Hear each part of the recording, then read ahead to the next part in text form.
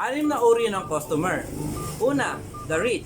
Ito yung feeling mayaman na ang hanap ay mura, pero ang quality ay pang mall. Tao po! Ano po yun? Meron po ba kayong damit na kasya sa asawa ko? Ito po yun. Yan. Yan po yung kasya sa asawa niyo.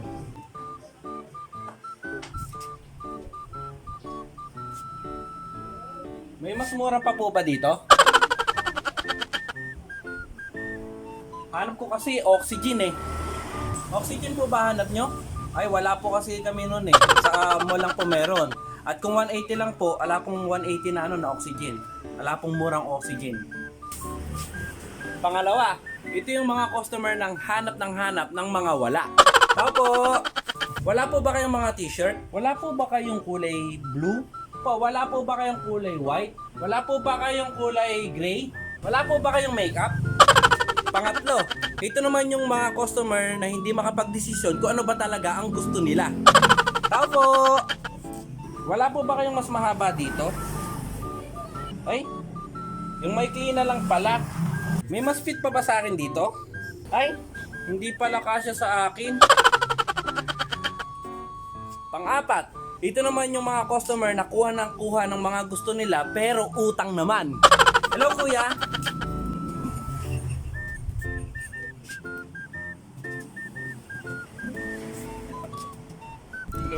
No. Eh, wala pala akong dalang pera. Pwedeng palista muna? What?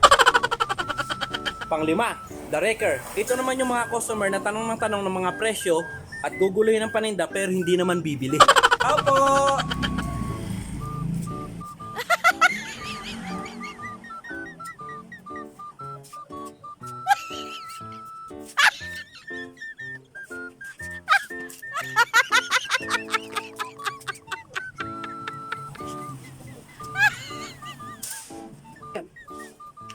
Ay, wala pala akong gusto.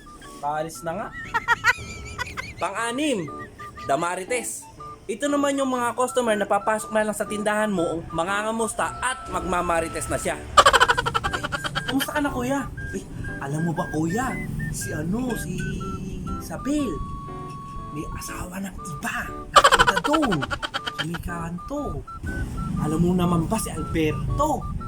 Meron ng babae, may anak pala sa iba yun. Teka, wag pong seryosohin. Ito ay for entertainment purpose only.